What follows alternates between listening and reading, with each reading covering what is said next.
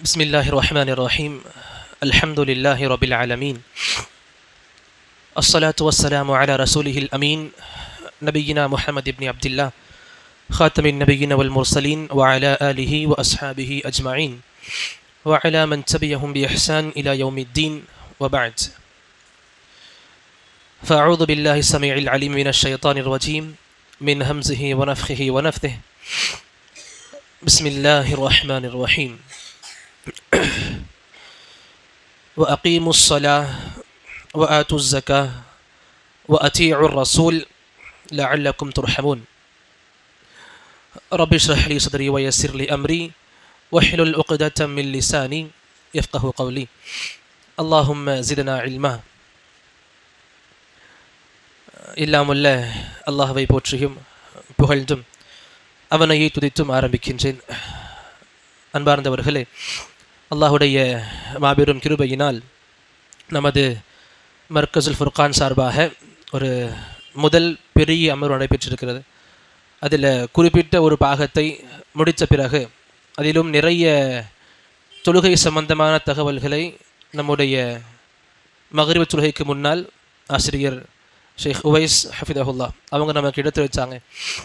அதற்கு பிறகு நபி ஸல்லல்லாஹு அலைஹி வஸல்லம் அவர்கள் நமக்கு காண்பித்த தொழுகை முறைகள் சம்பந்தமாக எப்படி உண்மையான முழுமையான சிறந்த முறையான தொழுகை இருக்கணும், எப்படி நமக்கு சொல்லிக் கொடுக்கப்பட்டிருக்கு, எப்படி சஹாபாக்கள் நபியை பார்த்து தொழுகையை கற்றுக்கிட்டாங்க, அதே போல் எப்படி சஹாபாக்கள் மற்ற நபர்களுக்கு கற்றுக் கொடுத்தாங்க, என்னென்ன விஷயங்கள் இதில் அதிகமாக நாம் பேணணும், எதை அதிகமாக தெரிஞ்சுக்கணும், அதை பற்றி இன்ஷா அல்லாஹ் இந்த அமர்வின் கீழ் தெரிஞ்சுக்க இருக்கும்.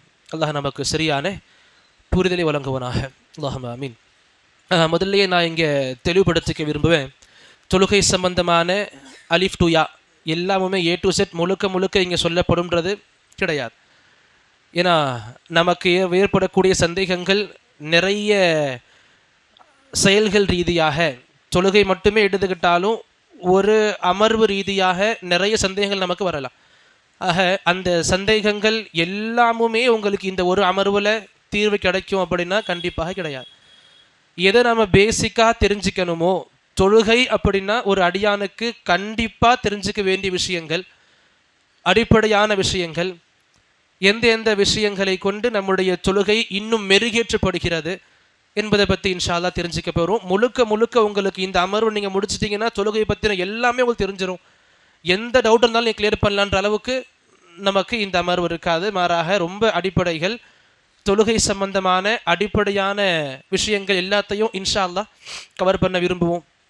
அதே அடிப்படையில் அசருக்கு முன்னே நம்முடைய ஒரு அமர்வு இருந்திருக்கணும்.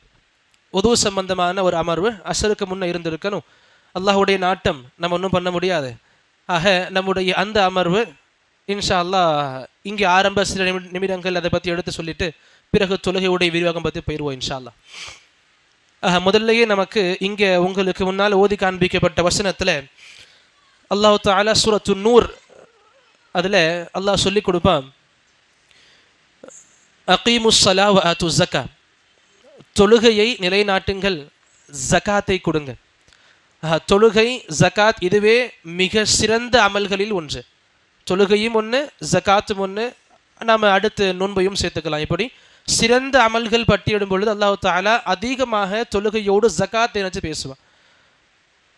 ஏன் தொழுகையோடு ஜகாத் நினைச்சு பேசியிருக்கான் அப்படின்னா, தொழுகைன்றது நாம் அல்லாஹ்வுக்கு செய்யக்கூடிய கடமைகள். தொழுகைன்றது நாம் அல்லாஹ்வுக்கு செய்ய வேண்டிய கடமை. ஜகாத் கொடுக்கறது சக மக்களுக்கு நம்ம செய்ய வேண்டிய கடமை.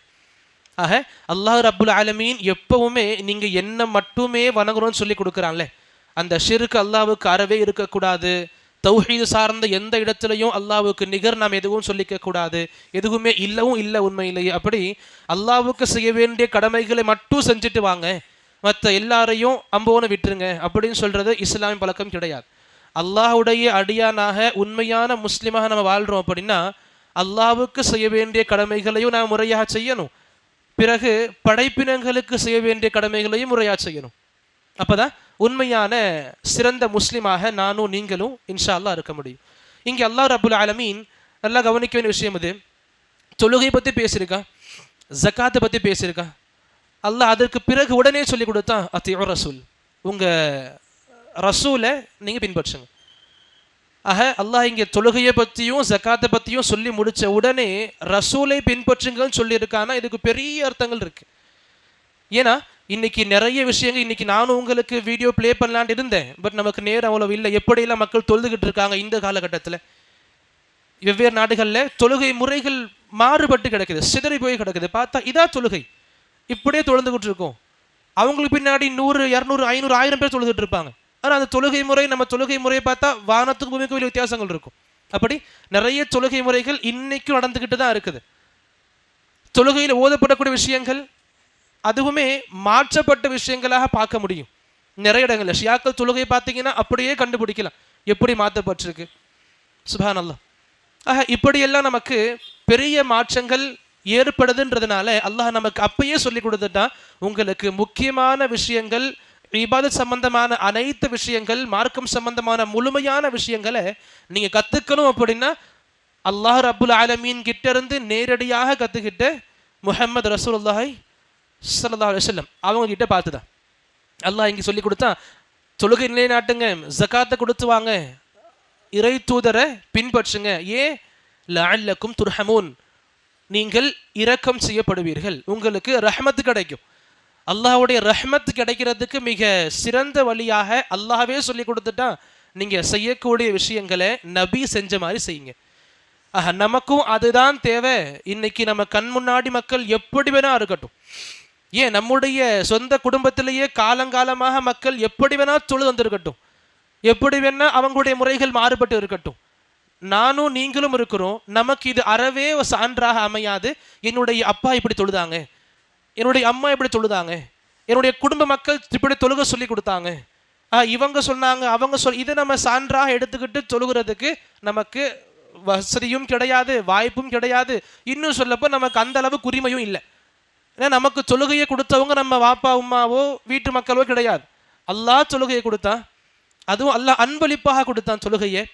அந்த தொழுகை எப்படி தொழுகணும் அது அல்லாஹ் நமக்கு சொல்லியும் கொடுத்துருக்கான் நபியின் மூலமாக.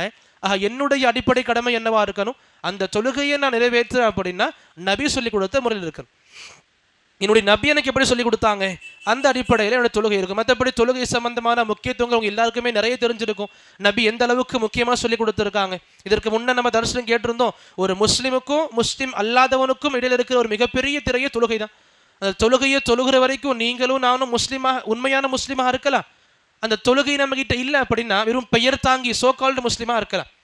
அல்லாஹ் நமக்கு உண்மையான முஸ்லீம் அண்ட் உண்மையான முஸ்லீம் இல்லாத மக்கள் இவங்களுக்கு நடுவில் சொல்லி கொடுத்த மிகப்பெரிய விஷயமே தொழுகை தான். தொழுகையை பேன்றது மிக முக்கியமான, தேவையான, அவசியமான, கடமையான விஷயமாகன்றதை புரிஞ்சிக்கணும். அல்ஹம்துலில்லாஹ்.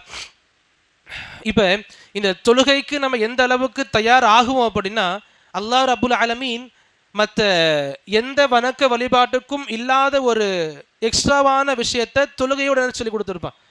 மற்ற எந்த ஒரு வணக்க வழிபாட்டிற்கும் அதற்கு முன்னேற்பாடுகள் இந்த அளவுக்கு பயங்கரமாக இருக்காது.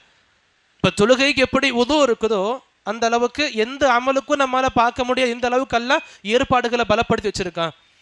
நம்ம சுத்தமாகணுன்ற இந்த ஏற்பாடுகள் எல்லாம் இந்த அளவுக்கு வச்சிருக்கான்னு நம்ம எந்த ஒரு வணக்க வழிபாடுலையும் பார்க்க முடியாது. அதிகமாக அல்லாஹ் தொழுகைக்கு மட்டுமே நமக்கு சொல்லி கொடுப்பான். நீங்கள் தொழுகைக்கு நிற்கும் பொழுது, தொழுகைக்கு போகும் பொழுதே உங்களுக்கு இந்த விஷயங்கள் உங்களுக்கு இருக்கணும். அதுவே உங்களுக்கு இல்லை அப்படின்னா உங்கள் தொழுகை கிடையாது. அந்த அடிப்படையில் தான் நமக்கு தொழுகையின் முன்னேற்பாடாக, அந்த முன்னேற்பாடில் ஏதாவது குறை இருந்தால் நீங்கள் தொழுகை எவ்வளவு தான் இஹ்லாஸோடவே தொழுதிருந்தாலும் தொழுகையெல்லாம் ஏற்றுக்க மாட்டான். அந்த அளவுக்கு மிக பலமான முன்னேற்பாடாக நமக்கு இங்கே இருக்கிறது உது சம்பந்தமாக. இந்த உது சம்பந்தமாக நாம் நிறைய விஷயங்கள் தெரிஞ்சிருப்போம். அதே விஷயங்களை மறுபடியும் ரிப்பீட் பண்ணுறதுக்கு நமக்கு போதுமான நேரம் கிடையாது. ஏன்னா தொழுகை பற்றின விரிவான விஷயங்கள் பார்க்க இருக்கிறோம் இன்ஷா அல்லாஹ். இந்த உது சம்பந்தமான விஷயங்களை சுருக்கமாக பார்க்குறோம் அப்படின்னா, முதல்ல புரிஞ்சிக்கலாம், நமக்கு உது பண்ணுறதுக்கு மிக தேவையானது தண்ணீர். தண்ணி இல்லாமல் நம்முடைய உது ஆகாது. இப்போ தண்ணீர் கிடைக்காத பட்சத்தில், இல்லை தண்ணியை பயன்படுத்த முடியாத பட்சத்தில் இருக்கிறோம் அப்படின்னா நமக்கு இஸ்லாம் இன்னொரு கதவை திறந்து விடுது, தயம்முன்ற வாசல். அப்போ தயம்முன்ற ஒரு வாசல் நமக்கு எப்போ கிடைக்கும்? தண்ணி பயன்படுத்த முடிய நிலைமையில் நாம் இருக்கணும், அல்லது தண்ணி கிடைக்காம இருக்கணும்.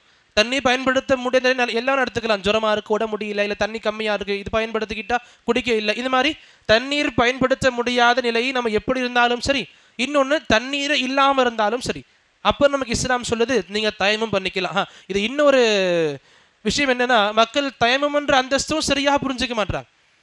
சமீபத்தில் ஒரு பள்ளிக்கு போயிருந்தோம், நல்லா பாதுகாக்கணும். அந்த பள்ளியில சின்ன பசங்கள் தயமம் பண்ணிக்கிட்டு இருக்காங்க.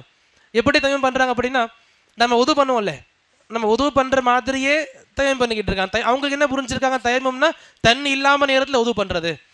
எப்படி நம்ம கொலாவாண்டு கொலாவை திறந்து தண்ணி எடுத்து பயன்படுத்துவோமோ அதே போல அங்கே கொலா எதுவுமே கிடையாது, சும்மா கை ஆட்டிக்கிட்டு இருக்காங்க.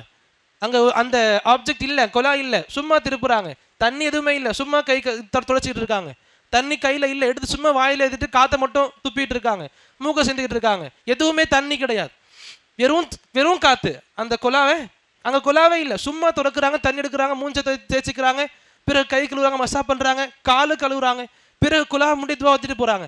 என்ன பண்ணுறீங்க? நாங்கள் தயமம் பண்ணுறோம் சார், எங்களுக்கு செம்ம கோல்டு, தண்ணியை செட் ஆகாது. இப்போ தயமம்ன்ற நிலைமை இப்படி மக்கள் புரிஞ்சுக்கிட்டு இருக்காங்க. எங்கே? ஒரு பள்ளியில். சுப்ஹான் அல்லாஹ். ஆக இந்த அளவுக்கு ஒரு புரிதல் இல்லாத மக்களாக தான் வாழ்ந்துக்கிட்டு இருக்கும் பொதுவாக. இந்த உது சம்பந்தமாக முதல்ல புரிஞ்சிக்கணும். இந்த உதுவை நமக்கு 2 வகையாக பிரிச்சுக்க முடியும். ஒன்று கடமையான உதுவுன்னு பார்க்கலாம். அதாவது இந்த பாகங்களை நாம் கண்டிப்பாக நினைச்சா மட்டும்தான் நம்முடைய உதுவாக கணக்கிடப்படும். இந்த பாகங்களில் தண்ணீர் போகலை, நினைக்கப்படலை, முறையாக நினைக்கப்படலை, அறகுறையாக இருக்குது அப்படின்னாலுமே அந்த உதுவாக கணக்கெடுக்கப்படாது. அந்த உதுவின் பேஸில் தொழுகையை நம்ம தொழுதாலும் தொழுகையை நம்ம கணக்கெடுக்கப்படாது. ஆக இது ரொம்ப முக்கியமானது. அந்த பாகங்களை நம்ம கண்டிப்பாக முறைப்படி நினைச்சாகணும். அப்படி பார்க்கும் பொழுது அல்லாஹ் தஆலா நமக்கு குர்ஆனில் அழகாக சொல்லி கொடுப்பான் 4 பாகங்கள் சொல்லி. முகத்தை கழுவணும், பிறகு 2 கைகள், நம்ம எல்போக்கு மேலே, எல்போ உட்பட 2 கைகளை கழுவணும், பிறகு தலைக்கு மசாஹ் பண்ணணும், பிறகு 2 கால்களையும் அந்த கரண்டை காலுக்கு மேலே வரைக்கும் தேய்ச்சி கழுவணும். இந்த 4 பாகங்களை தான் அல்லாஹ் நம்ம குர்ஆனில் சொல்லி கொடுப்பான். கண்டிப்பாக தொழுகையை நாடக்கூடியவர்கள், தொழுகை விரும்பக்கூடியவர்கள் கண்டிப்பாக பேண வேண்டிய, நினைக்க வேண்டிய அங்கங்கள், பாகங்கள். இந்த 4 பாகங்களும் கண்டிப்பாக முறையாக நினைக்கப்பட்டு இருந்தால் அது உதுவாக கணக்கிடப்படும் இன்ஷா அல்லாஹ்.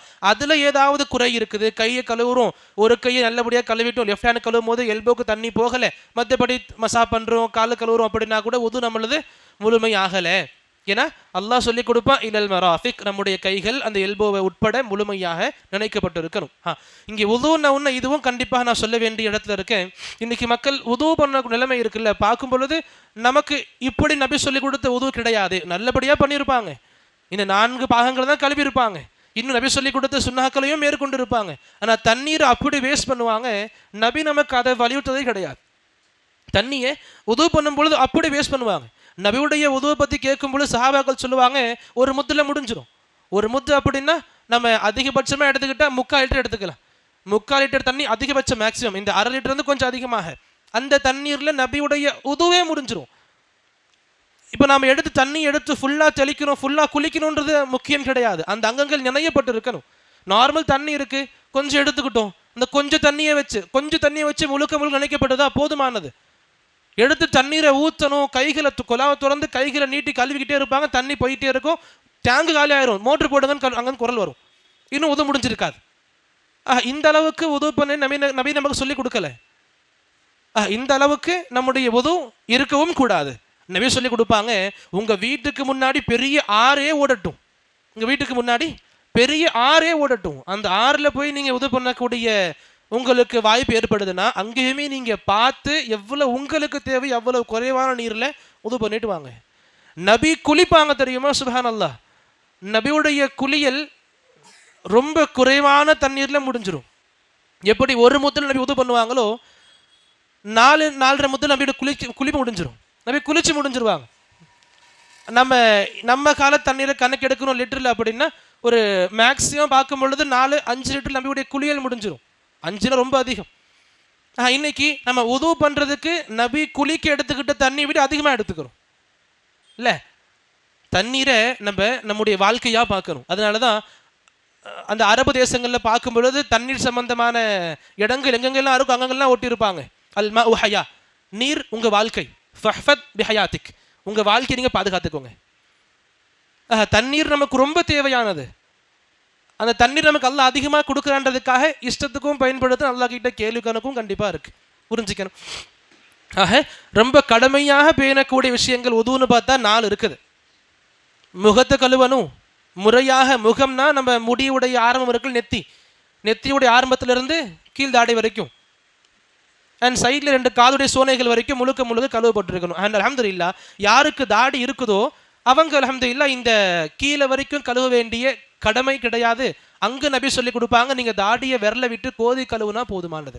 முகத்தை அப்ளை பண்ணிப்போம், அண்ட் இங்கே தண்ணி பூச்சா தெரியல, இங்கே தண்ணி பூச்சா தெரியல, மூடி அதிகமாக இருக்குது, தேய்ச்சிக்கிட்டே இருக்கணும். நபி எப்படி சொல்லலை, உங்களுக்கு தேவையான அளவுக்கு நீங்கள் முகத்தை முன்முகத்தை கழுவுங்க. பிறகு அந்த கையில் ஈரப்பதம் இருக்கும் இல்லையா, இன்னும் தண்ணி எடுத்து ஈரமாக்கிக்கோங்க, தாடியை கையை விட்டு கோதி கழுவுங்க நபி சொல்லி கொடுத்தாங்க. இது நமக்கு அழகான முறையாக இருக்கும். இந்த 4 பாகங்கள், முகம், 2 கைகள், தலையுடைய மசாஹ். தலையுடைய மசாஹில் சில ஆலிம்கள் காதையும் கொண்டு வருவாங்க. தலைக்கு மசாஹ் பண்ணும் பொழுது நீங்கள் காதையும் சேர்த்துக்கணும், ஏன்னா காதும் தலையுடைய பகுதியில் வந்துடும். சில ஆலிம்கள் சொல்லுவாங்க, சில ஆலிம்கள் அது இல்லை, காதுக்கு தனியாக பண்ணிக்கலாம், காது மசாஹ் பண்ணுற சுண்ணத்தில் வந்துடும். இது கருத்து வேறுபாடுகள் இருக்குது. ஆனால் இந்த கருத்தும் இருக்குது. நிறைய ஆலிம்கள், ஒரு சில ஆலிம்கள் தலையோடு காதுகளை சேர்த்துப்பாங்க. தலைக்கு மசாஹ் பண்ணுறீங்களா, காதுகளையும் அப்படியே மசாஹ் பண்ணிக்கோங்க இப்படி. அண்ட் கடைசியாக சொல்லுவாங்க கால்களை கழுவுங்க. இந்த 4 பாகங்கள் கண்டிப்பாக முறையாக முழுமையாக இணைக்கப்பட்டு இருக்கணும். இது இல்லாத எக்ஸ்ட்ரா ஒரு 2 இருக்குது, அதுவுமே உதவுடைய கடமைகள் வந்துடும். இந்த 4 பாகங்கள் கழுவுறது ரீதியாக 4 இருக்குது. அது இல்லாத 2 அப்படின்னா எந்த ஆர்டரில் நபி நமக்கு சொல்லி கொடுத்தாங்களோ அதே ஆர்டரில் உதவு பண்ணுறது. புரியுதா? நபி சொல்லி கொடுத்துருப்பாங்க, இல்லை குரானில் வந்திருக்கும், எப்படி முதல்ல முகத்தை கழுவுங்க, பிறகு கைகளை கழுவுங்க, பிறகு தலைக்கு மசா பண்ணுங்க, பிறகு கால்களை கழுவுங்க. இந்த ஆர்டர் படி பண்ணுறது உதவுடைய கடமைகள்லையும் ஒன்று. இந்த ஆர்டர் மாறினாலும் நம்முடைய உது முறிக்கப்படும்ன்ற மாதிரி பெரிய பெரிய பெரும்பாலான ஆலிம்கள் சொல்லி கொடுத்துருக்காங்க.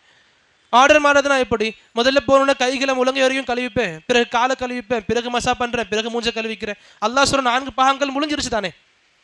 அல்லாஹ் என்ன சொன்னா, இந்த முகம், 2 கைகள், தலைக்கு மசா, 2 கால்கள், இது கழுவப்பட்டிருக்கணும். நானும் அப்படி முழுமையாக கழுவிட்டேன்.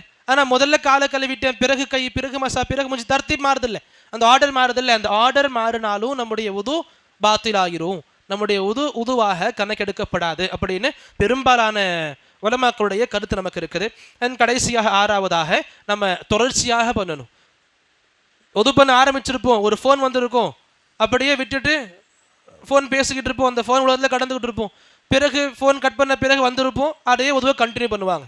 எக்ஸாம்பிளுக்கு மூஞ்சி கழுவும் போது ஃபோன் வந்திருக்கும், அப்படி எடுத்து ஃபோன் பேசி நின்றுவாங்க, ஃபோன் பேசிக்கிட்டே இருப்பாங்க, இல்லை மற்ற நபர் பேசிக்கிட்டே இருப்பாங்க, அவங்க போயிடுவாங்க, ஃபோன் வச்சுருவாங்க, மறுபடியும் மூஞ்சில் விட்டோம், பிறகு கை கழுவிக்கலாம். இந்த பெரிய கேப்பை விட்டுட்டு நாம் அப்படியே கண்டினியூ பண்ணுறது ஹதீஸ் அடிப்படையில் பார்க்கும் பொழுது அந்த உதுவை நமக்கு பாத்திலாக்கிரும், உதுவை நமக்கு இல்லாமல் ஆக்கிரும். ஆக 4 அங்கங்கள் இருக்குல்ல, முகம், 2 கைகள், தலைக்கு மசா, 2 கால்கள், இந்த அங்கங்கள் முறையாக நினைக்கப்பட்டிருக்கணும், கழுவப்பட்டிருக்கணும். அண்ட் தொடர்ச்சியாக ஒன்றன் பின் நபி சொல்லி கொடுத்த வரிசையில் இருக்கணும். அண்ட் அடுத்து அதிக நேரம் இல்லாமல் அடுத்தடுத்தபடியாக நேர அவகாசம் கொடுக்காம அந்த கண்டினியூவேஷன் அதில் இருக்கணும். இந்த 6 விஷயங்கள் உதுவுடைய கடமைகளாக நமக்கு சொல்லி கொடுக்கப்பட்டிருக்கு. அல்ஹம்துலில்லாஹ். அடுத்து பார்க்கும் பொழுது இந்த உது சம்பந்தமான சுன்னத்துகள்னு எடுத்துக்கலாம். சுன்னத்துகள் நபி சொல்லி கொடுத்த சிறந்த முறைகள், இந்த 4 அங்கங்கள் இல்லாத வேறு எதை நம்ம பேணணும், வேறு என்னென்ன முறையில் பேணலாம், உது பண்ணலாம், அந்த அடிப்படையில் பார்க்கும் பொழுது நபி சொல்லி கொடுத்த நிறைய விஷயங்கள் அடங்கும். ஸ்டார்டிங்கில் பிஸ்மில்லா சொல்லுவோம்ல, ஸ்டார்டிங்கில் பிஸ்மில்லா சொல்கிறது நபி சொல்லி கொடுத்த அழகான ஒழுக்கத்தில் ஒன்று, நம்முடைய உதுவை பாதுகாக்கிற ஒன்று, அல்லாஹ்வுக்கு பிடிச்ச அமலாக கொண்டு போய் சேர்க்கிற ஒன்று பிஸ்மில்லா சொல்கிறது, அல்லாஹ்வுடைய பரக்கத்துகளை நமக்கு தரக்கூடிய ஒன்று. அதே போல் மிஸ்வாக் செய்கிறது நபிக்கு எந்த அளவுக்கு சொல்லலாம் அப்படின்னா, நபி ரொம்ப விரும்பி பண்ணக்கூடிய அமல்களில் ஒரு பட்டியலிடுறோம் அப்படின்னா அதில் ஆரம்ப கட்டிடங்களில் இருக்கும், இந்த டாப் ஆஃப் த லிஸ்ட்டில் இருக்கும் மிஸ்வாக் செய்கிறது. நபிக்கு அந்த அளவுக்கு மிஸ்வாக் பிடிக்கும். நபி வெளியே போவாங்க, வீட்டுக்கு வரும்போதெல்லாம் மிஸ்வாக் பண்ணிட்டு வருவாங்க. வீட்டுக்கு வந்த உடனே செய்கிற முதல் வேலையாக நபியுடைய மிஸ்வாக் இருக்கும்ட்டு நபியுடைய மனைமகள் சொல்லி கொடுத்தாங்க, ஆயிஷா சொல்லி கொடுக்குறாங்க. இப்போ மிஸ்வாக் நபிக்கு ரொம்ப எந்த அளவுக்கு நபியுடைய மரண தருவாயிலையும் நபி செஞ்ச கடைசி அமலாக நமக்கு தெரியும் மிஸ்வாக் இருக்குது. நபி இதுவும் சொல்லி கொடுத்துருக்காங்க, நான் உம்மத்தினர்களுக்கு நான் இது கஷ்டமாயிரும்ன்ற ஒரு பயம் எனக்கு இல்லாமல் இருந்தால் மிஸ்வாக் நான் கடமையாக்கியிருப்பேன். அவங்களுக்கு மிஸ்வாக்கை அந்த அளவுக்கு வலியுறுத்தி இருப்பேன். ஆனால் இது என்னுடைய உம்மத்தினர்கள் பேன் ரொம்ப கஷ்டமாக போயிடும்ன்ற ஒரு எண்ணத்தில் நபி நமக்கு ரஹமதன் நபியாச்சே, நம்மீதுள்ள இரக்கத்தினால் அவங்க சொல்லி கொடுத்தாங்க. நான் இதை மக்களுக்கு அந்த அளவுக்கு ஃபோர்ஸ் பண்ணலை. ஆனால் இதில் அவ்வளவு சிறப்பு இருக்குது. எந்த அளவுக்கு சிறப்பு இருக்குது வெளி மக்களுக்கு தெரியும். நம்முடைய வாயை சுத்தமாக இருக்கும், பேசும்போது நல்ல அந்த கெட்ட வாசனை வராது. ஆனால் இன்னொரு சிறப்பு என்ன இருக்குன்னா, நபி சொல்லி கொடுப்பாங்க, மருதாத்தில் ரப், அல்லாஹுடைய பொருத்தம் கிடைக்கும், அல்லாஹுடைய திருப்தி கிடைக்கும், அல்லாஹுடைய சந்தோஷம் கிடைக்கும். எப்போ நம்ம மிஸ்வாக் செய்யும் பொழுது. சுப்ஹான் அல்லாஹ். இந்த மிஸ்வாக் நபி சொல்லி கொடுப்பாங்க, ஒவ்வொரு உதுலையும் ஆரம்பத்தில் பண்ணுங்க. மிஸ்வாக்குன்னா என்ன, அதுக்குன்னு ஒரு தனி குச்சி வச்சு பண்ணுறோம்ல, குச்சியில் மரக்குச்சியில் பண்ணுறது ரொம்ப சிறந்தது மிஸ்வாக். ஆனால் பொதுவாக மிஸ்வாக்கு பின்னா பல் துளக்கிறது, விரல்லையே பண்ணிக்கிறான். எனக்கு குச்சி கிடைக்கலையா விரல்ல பண்ணிக்கலாம், பிரச்சனை கிடையாது. இன்னைக்கு மிஸ்வாக் நிறைய மக்கள் விற்கிறாங்க, அல்ஹம்துலில்லாஹ். நம்ம பல்லுக்கு காயம் ஏற்படுத்தாத அளவுக்கு நல்ல குச்சிகளை விற்கப்படுது, சுன்னா ஷாப்பிங் நிறைய விற்கிறாங்க, அல்ஹம்துலில்லாஹ். இப்படி நமக்கு மிஸ்வாக் செய்கிறது நபி நமக்கு சொல்லி கொடுத்த கூடுதல் சுன்னாவாக உது செய்யும் பொழுது பேண வேண்டிய ஒன்றாக இருக்குது. அடுத்து நபியுடைய பொதுவான பழக்கம் ரைட் சைடில் ஆரம்பிப்பாங்க. நபி ரைட் சைடில் கை முதல்ல மணிக்கிட்ட வரையும் கழுவுறாங்களா, அந்த மணிக்கிட்ட வரையும் கழுவுறது நபி முதல்ல ரைட் ஹேண்டை முடிச்சிருவாங்க. பிறகு 2 கைகளை கழுவுணுமா ரைட் ஹேண்டை முடிப்பாங்க, 2 கால்களை கழுவுணுமா ரைட் லெக்கை முடிப்பாங்க. எது பண்ணாலுமே நபி தன்னுடைய ரைட் சைட்லேருந்து ஆரம்பிப்பாங்க.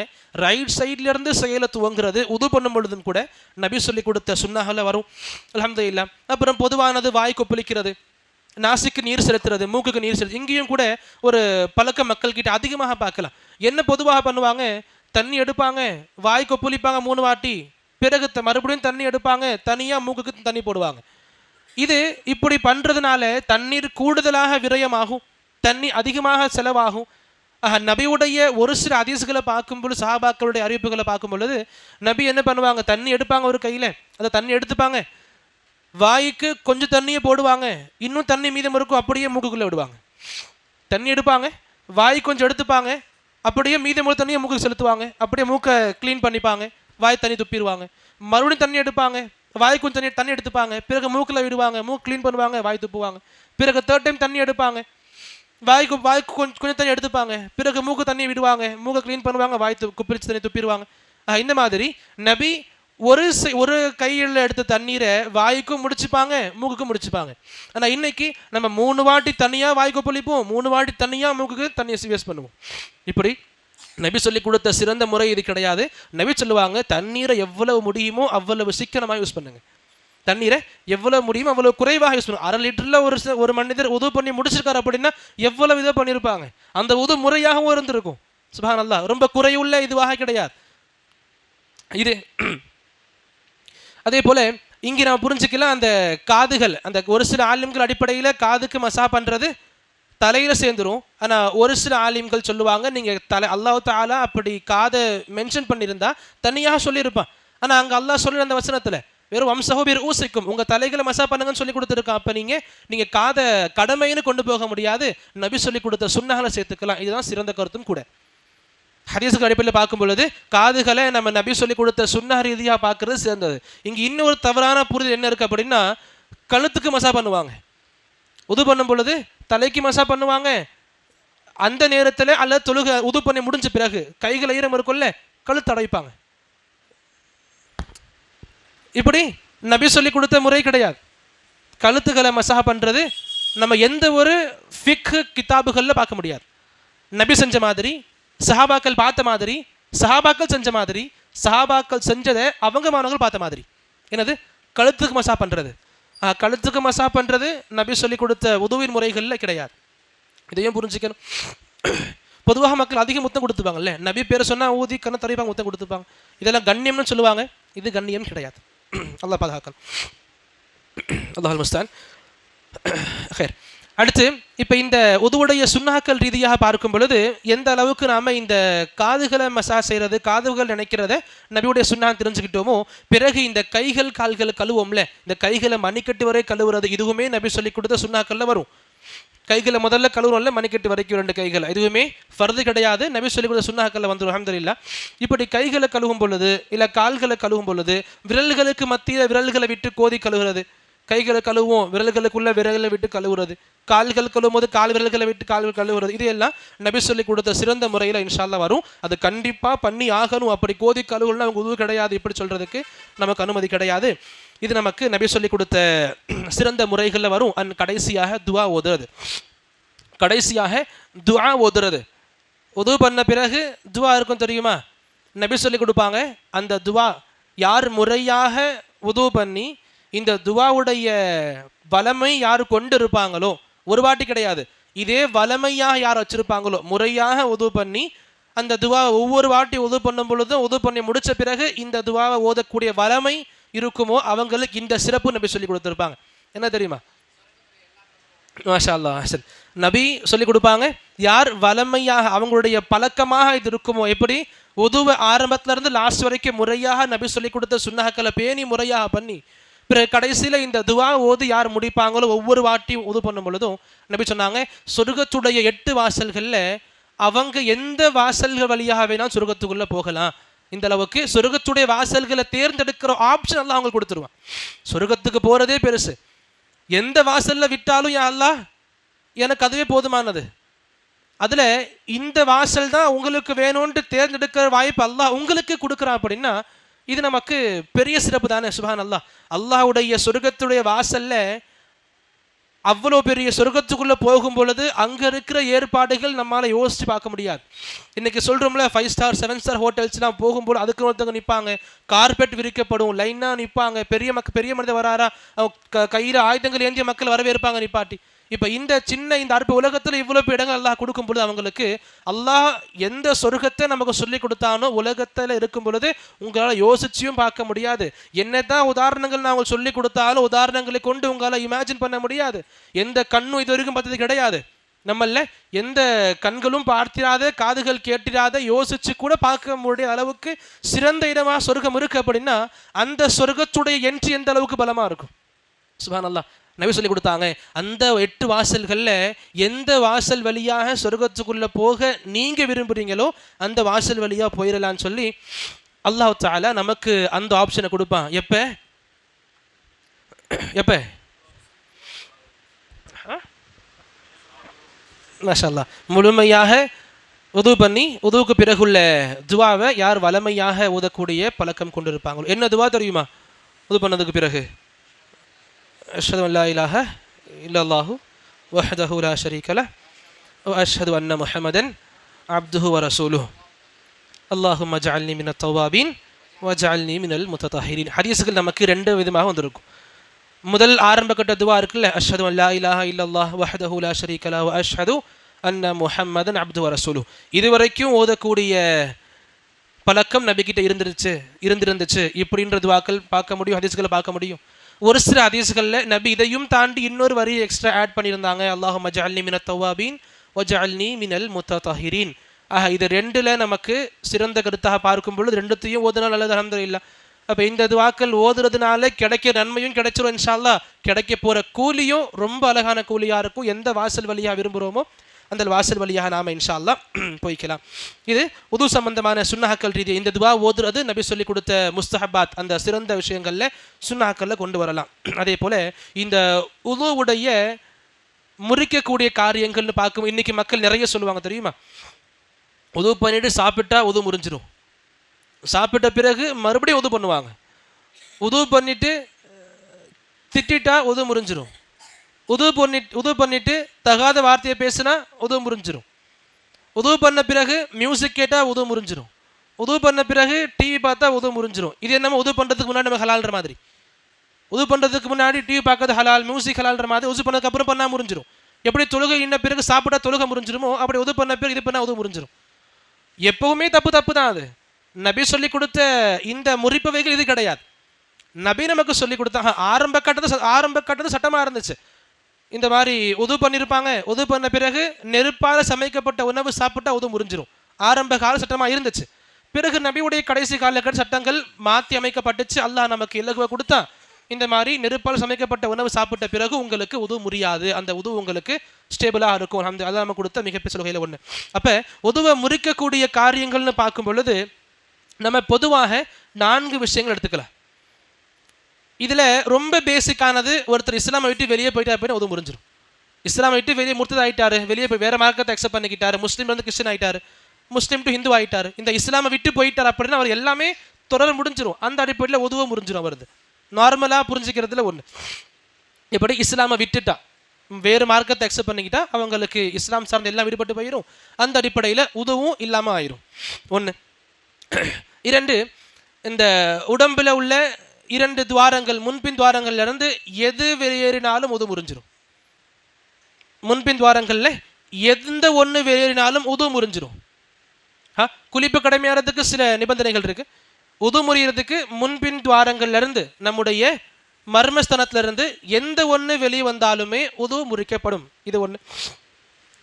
அடுத்து, நம்முடைய நிலை தடுமாறும் பொழுது, நம்முடைய மனநிலை பாதிக்கப்படும் பொழுது, ரொம்ப ஆழ்ந்த தூக்கம், நார்மலாக சிற்றுக்கம் பிடிக்கிறதுல நமக்கு உது முறியாது. ரொம்ப ஆழ்ந்த தூக்கம் நம்முடைய கான்சியஸ்னஸ் எடுத்துரும். நம்ம நிலை இருக்க, செல்ஃப் கண்ட்ரோலில் இருக்க மாட்டோம். ஆழ்ந்த தூக்கம். வாந்தி அதிகமாக வந்தா, எந்த அளவுக்கு அதிகமாக வந்தா, அதிகமாகி வந்து உங்களுக்கு மயக்கம் வந்துருச்சு. நார்மலாக எடுக்கிற வாந்திகளில் உது முறியாது. அல்ஹம்துலில்லாஹ். நார்மல் எடுக்கப்படுற வாந்திகளில் உது முறியாது. அந்த வாந்தி அதிகமாகி வந்து உங்களுடைய மயக்கத்தை உங்களுக்கு கொடுக்குது. அப்படி அந்த மயக்கத்தை கொடுக்குற மாதிரி ரத்தங்கள் அதிகமாக வெளியே வந்தாலும் உது முறிஞ்சிடும். நார்மல் ரத்தம் வந்தால் உது முறியாது, நார்மலாக வாந்தி எடுத்தால் உது முறியாது. ஆனால் இந்த அளவுக்கு அதிகமாக வந்து நான் மயக்க நிலைக்கு தள்ளப்பட்டுட்டேன், நான் இந்த அளவுக்கு மயங்கி விழுந்துட்டேன், என்னுடைய கண்ட்ரோல் என்கிட்ட கிடையாது, இப்படி இருந்துருச்சுன்னா இந்த நிலைக்கு தள்ளக்கூடிய எல்லாமே உது முறிச்சிடும். ட்ரக்காக இருந்தாலும் சரி, எந்த ஒன்றா இருந்தால் நம்முடைய நிலையை நம்ம கண்ட்ரோலை விட்டு வெளியே கொண்டு போகுது அப்படின்னா அது எல்லாமுமே உதுவை முறிக்கும். ஆழ்ந்த தூக்கம், அதிகமாக ரத்தம் வந்து மயக்க நிலைக்கு போகிறது, அதிகமாக வாந்தி எடுத்து மயக்க நிலைக்கு போகிறது, இது எல்லாம் உங்களுக்கு அந்த மயக்க நிலையை கொடுக்குது, உங்கள் சமநிலையை இழக்க செய்துன்னும் பொழுது அங்கே உது முறிக்குமே தவிர நார்மலாக இருக்கும் பொழுது நமக்கு அந்த உது முறிக்கப்படாது இன்ஷா அல்லாஹ். அடுத்து பார்க்கும் பொழுது ஒட்டக இறைச்சி இருக்குல்ல, ஒட்டக மாமிசம், ஒட்டக மாமிசத்தை நம்ம சாப்பிட்டா உது முறிஞ்சிடும். நபிக்கிட்டே சஹாபாக்கள் கேட்பாங்க, நபியே நாங்கள் ஆடுகளை சாப்பிடுவோம், ஆடுகளை சாப்பிட்றதுனால உது பண்ணணுமா? நபி சொன்னாங்க லா, வேணாம். பிறகு கேட்பாங்க நபிக்கிட்ட, நபியே இந்த ஒட்டகத்தை சாப்பிடுவோம், ஒட்டகத்தை சாப்பிடுவோம், ஒட்டகத்தை சாப்பிட்ட பிறகு உது பண்ணணுமா? நபி சொல்லுவாங்க ஒட்டகத்தை சாப்பிட்ட பிறகு உது பண்ணணும். எந்த காரணத்துக்காக சொன்னாங்க நமக்கு அது தெரிஞ்சுக்க வேண்டிய அவசியமும் கிடையாது. இப்போதைக்கு நபி சொல்லி கொடுத்தாங்க, மற்ற எல்லாம் சாப்பிட்றீங்களா சாப்பிடுங்க, உது பண்ண அவசியம் கிடையாது. ஹலாலாக பார்க்கும் பொழுது ஒட்டகத்தை சாப்பிட்றோமா, அந்த ஒட்டக இறைச்சி சாப்பிட்ட பிறகு நபி சொன்னாங்க உது பண்ணி ஆகணும். அப்படி உது பண்ண பிறகு ஒட்டக இறைச்சி சாப்பிட்றோம், ஒட்டகத்தை சாப்பிட்றோம்னா அந்த உது நமக்கு முறிஞ்சு போயிடும், மறுபடியும் நம்ம புதுசாக உது பண்ணணும். இது எந்த ஒரு கருத்து வேறுபாடு இல்லாத எல்லா ஃபிக்குகள் உடைய கலை சார்ந்த வல்லுநர்கள் இருப்பாங்கல்ல, பெரிய ஆலிம்கள், அவங்களுடைய ஏகோபித்த முடிவுகளில் ஒன்று. இந்த 4 விஷயங்கள் இருந்தால் உதவும். மற்ற விஷயங்களில் கருத்து வேறுபாடுகள் அங்கங்கே கொஞ்சம் கொஞ்சம் இருக்கும். ரொம்ப பேசிக்காக தெரிஞ்சுக்கணும், இந்த 4 விஷயங்கள் இருந்தால் நம்முடைய உதவும் முறிஞ்சு போயிடும். என்ன 4? அது இஸ்லாம் விட்டு வெளியே போயிடுறது ஹசந்த். அடுத்து முன்பின் துவாரங்களில் எது வெளியேறினாலும் சரி நம்முடைய நிலைகளை தடுமா செய்யக்கூடிய ஒன்று ஹசந்த். அடுத்து ஒட்டகத்துடைய இறைச்சி சாப்பிடும் பொழுது நமக்கு உது முறிஞ்சிடும். அல்ஹம்துலில்லாஹ். அடுத்து இந்த உது சம்பந்தமான ஒழுக்கம், சிறந்த ஒழுக்கம் என்ன அப்படின்னா, முதல்ல சொன்னது போல தண்ணீரை அதிகமாக வேஸ்ட் பண்ணக்கூடாது. எவ்வளவு தேவையோ, எந்த அளவுக்கு தேவையோ அந்த அளவுக்கு அவ்வளோ பயன்படுத்திக்கிறது உதுவுடைய ஒழுக்கத்தை பேணுறதுல ஒன்று. இன்னொன்று, உது பண்ணும் பொழுது வெளி உலக வார்த்தைகளில் ஈடுபடாமல் இருக்கணும், வேறு யாருக்கிட்டையும் பேசாமல் இருக்கு. இது உதுவுடைய ஒழுக்கங்களில் ஒன்று. பேசினாம குறைகள் ஏற்படும், உது முறிஞ்சின அளவு கிடையாது. அந்த உது எந்த அமல் பண்ணுறோமோ அதில் முழுக்க ஈடுபாடோட பண்ணணும், யாரோட பேசுறது கூடாது, மற்ற விஷயங்களில் கவனம் செலுத்தக்கூடாது. இந்த அடிப்படையில் பார்க்கும் பொழுது தண்ணி அதிகம் வேஸ்ட் பண்ணக்கூடாது, ஆனால் அதே போல் பேசுறது கூடாது. இது உதுவுடைய ஒழுக்கங்களாக நம்ம கிதாபுகளில் பார்க்க முடியும், உலமாக்களுடைய வகுப்புகளில். அல்ஹம்துலில்லாஹ். இதில் அதிகமாக நம்ம கடைசியாக தெரிஞ்சுக்க வேண்டியது என்ன அப்படின்னா, இந்த உது சம்பந்தமான குறிப்பிட்ட பிதஅத்துகள் மக்கள்கிட்ட இருக்குது. நிறைய இருக்குது. நான் அதிகமாக பார்த்து நோட் பண்ண விஷயங்கள்னு பார்க்கும் பொழுது ஒரு குறிப்பிட்ட பிதஅத்துகள் மக்கள் கிட்ட அதிகமாக இருக்குது. என்னென்னா நியத்து பண்ணுவாங்க. உது பண்ணுறதுக்கு முன்னாடி நியத்து பண்ணுவாங்க. நான் இந்த தொழுகைக்காக வேண்டி நான் உது பண்ணுறேன், அல்லாஹ் அக்செப்ட் பண்ணிக்க. இந்த லுஹர் தொழுகைக்காக வேண்டி உது பண்ண போகிறேன், அஸ்ருக்காக உது பண்ண போகிறேன், இல்லை இந்த நஃபில் தொழுகைக்காக உது பண்ண போகிறேன். இந்த குறிப்பிட்ட வார்த்தைகளை கொண்டு நியத்து பண்ணுவாங்க. பொதுவாக நியத்து மனசு இருந்தால் போதுமானது, அல்ஹம்துலில்லாஹ். ஆனால் இதை வார்த்தைகளை கொண்டு நியத்து வெளிப்படுத்துவாங்க. இப்படி பொதுவாக நியத்துகளை வெளிப்படுத்துறது நபியோட எந்த அமல்லையும் அதிகமாக பார்க்க முடியாது. இது மக்கள் கிட்ட பார்த்துக்கலாம். அதே போல் 3 வாட்டிக்கு அதிகமாக மக்கள் பண்ணுவாங்க. உது பண்ணும் பொழுது 3 முறைக்கு அதிகமாக பண்ணுவாங்க. நபி சொல்லி கொடுப்பாங்க, 3 முறைக்கு அதிகமாக பண்ணுறவங்களுக்கு 3 விதமான பட்டியலில் பெயர்கள் அவங்களோட வரும். 3 முறைக்கு அதிகமாக உதவுடங்கள் கழுவுறாங்கல்ல, அவங்க இந்த 3 வகையில் பிரிக்கப்படலாம். அதில் சொல்லுவாங்க அஸ்ஸா, அவர் தப்பு பண்ணிட்டாரு. நபி சொல்லுவாங்க 3 வாட்டிக்கு மேலே யார் ஒரு பாகத்தை கழுவாங்களோ அவங்கள பற்றி நபி சொன்னாங்க அஸ்ஸா, அவர் தப்பு பண்ணிட்டாரு. நபி பிறகு சொல்லுவாங்க அவர் வரம்பை மீறிட்டாரு. நபி எந்த எல்லையை நிர்ணயிச்சாங்களோ அந்த வரம்பை மீறிட்டாரு. முதல்ல தப்பு பண்ணிட்டாரு, வரம்பை மீறிட்டாரு. பிறகு நபி சொல்லுவாங்க அவர் அநியாயம் பண்ணிட்டார். அப்போ இந்த 3 வார்த்தைகள் நபி சொல்லுவாங்க 3 வாட்டிக்கு மேலே அதிகமாக அங்கங்களை கழுவக்கூடியவங்களுக்கு பொருத்தமாக. ஆனால் இதில் தான் நம்ம அதையும் குறிப்பிட்டுக்கலாம். இந்த கழுத்துடைய மசா, கழுத்து மசா பண்ணுறதும் மக்கள் மத்தியில் ஒரு அமலாக பார்க்கப்படுது. அது குர்ஆன் சுன்னாவை நெருக்கமாக பார்க்கும் பொழுது பிதஅத்தான ஒன்றாகத்தான் நமக்கு காண கிடைக்கிது, கழுத்துடைய மசா கூட. அதே போல் கடைசியில் நடுவில் நபி சொல்லி கொடுக்காத துவாக்கள் ஓதிக்கிட்டு இருப்பாங்க. நபி சொல்லி கொடுக்காத துவாக்கள் ஓதிக்கிட்டு இருப்பாங்க. வாய்க்கு புளிச்சிருவாங்க, முடிச்சோன்னு அல்ஹம்துலில்லாஹ்னுவாங்க. வாய்க்கு புளிப்பாங்க, அல்ஹம்துலில்லாஹ்னுவாங்க. வாய்க்கு புளிப்பாங்க, அல்ஹம்துலில்லாஹ். முகம் கழுவாங்க, அல்ஹம்துலில்லாஹ். இது எல்லா வாட்டி உது பண்ணும் பொழுதும் எல்லா அங்கத்தை முடிக்கும் பொழுதும் சொல்லிக்கிட்டே இருப்பாங்க, அல்ஹம்துலில்லாஹ், சுப்ஹானல்லாஹ். இப்படி நபி சொல்லி கொடுக்காத திக்ருகளை அவங்க வளமையாக இது பண்ணுறது குர்ஆன் சுன்னா அடிப்படையில் பார்க்கும் பொழுது பிதஅத்தான ஒன்று. ஏன்னா அது நன்மைகள் எதிர்பார்ப்பாங்க, நன்மைகள் எதிர்பார்க்கப்படுகின்ற நபி கற்றுத்தராத வழிமுறைகள் எல்லாமே நமக்கு பிதஅத்தாக அமையும்.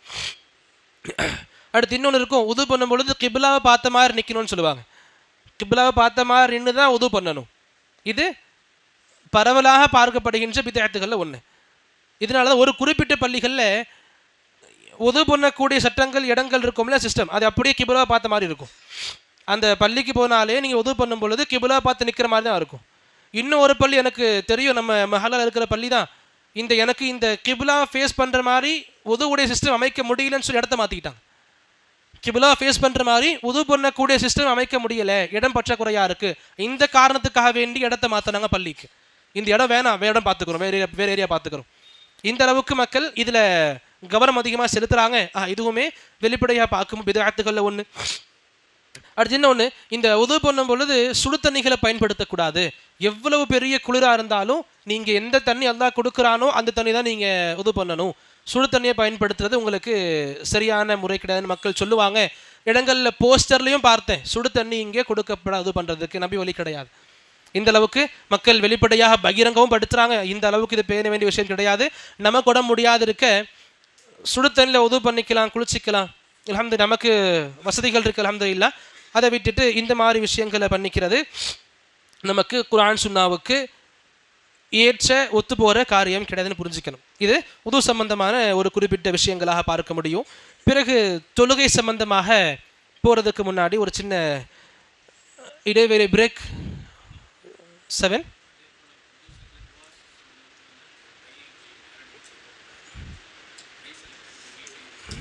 துவா பண்ணும் பொழுதா நான் அப்படி பார்க்கல.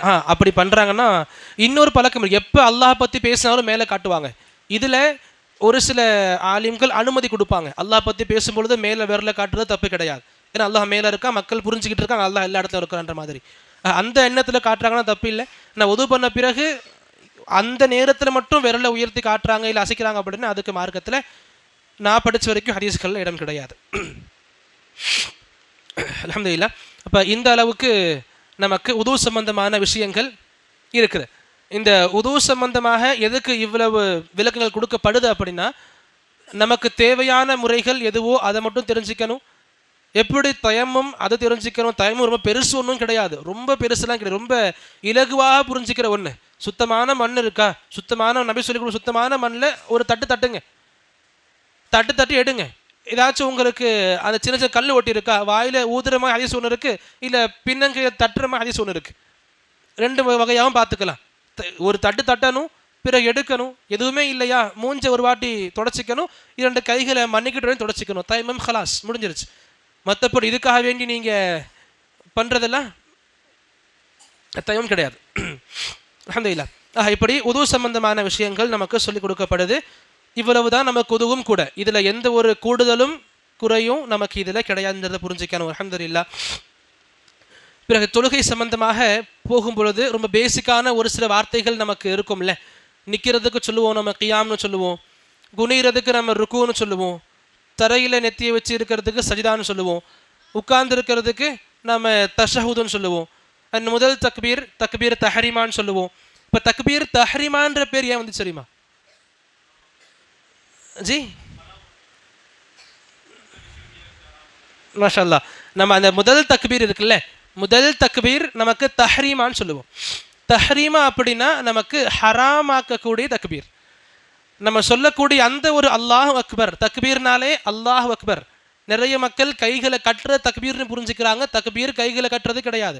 தக்பீர்னாலே அல்லாஹ் அக்பர்னு சொல்றது. வகப்பிர்ஹு தக்பீரா, அல்லாஹ் மிகைப்படுத்துங்கள்.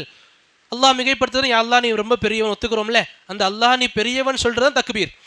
அப்போ அல்லாஹு அக்பர்னு நாம் சொல்கிறது தான் தக்பீர் அடங்குமே தவிர வேறு கைகளை கட்டுற தக்பீர் அடங்காது. அப்படி நம்ம தொழுகையில் சொல்லக்கூடிய முதல் அல்லாஹ் அக்பர், முதல் தக்பீர் நம்ம தொழுகையில் தஹ்ரீமாவாக ஆகுது. தஹ்ரீமானா அந்த தக்பீருக்கு முன்னாடி வரைக்கும் எது எதெல்லாம் எனக்கு ஹலாலாக இருந்துச்சோ அதில் குறிப்பிட்ட விஷயங்கள் அந்த அல்லாஹ் அக்பருக்கு பிறகு ஹராம் ஆயிரும். குறிப்பிட்ட விஷயங்கள் ஹராம் ஆயிரும். எக்ஸாம்பிள், சாப்பிடக்கூடியது நமக்கு ஹலாலான ஒன்று. என்கிட்ட காசு இருக்குது, பிஸ்கெட் வாங்குறேன், சாப்பிட்றேன், சாப்பாடு வாங்குறேன், சாப்பிட்றேன். அல்லாஹ் அக்பர்னு சொன்ன பிறகு தொழுகையில் நின்ன பிறகு நம்ம சாப்பிட்றது ஹராம். தண்ணி குடிக்கிறோம், தாகிறது தண்ணி குடிக்கிறோம், எடுக்கலையா சும்மா தண்ணி குடிக்கிறோம், மூடு இருக்க தண்ணி குடிக்கிறோம், இப்படி நமக்கு அனுமதிக்கப்பட்டது. தொழுகைக்கு நம்ம அல்லாஹ் அக்பர்னு முதல்ல தொழுகை நின்ன பிறகு தண்ணி தாகிறது குடிக்கிறது ஹராம்.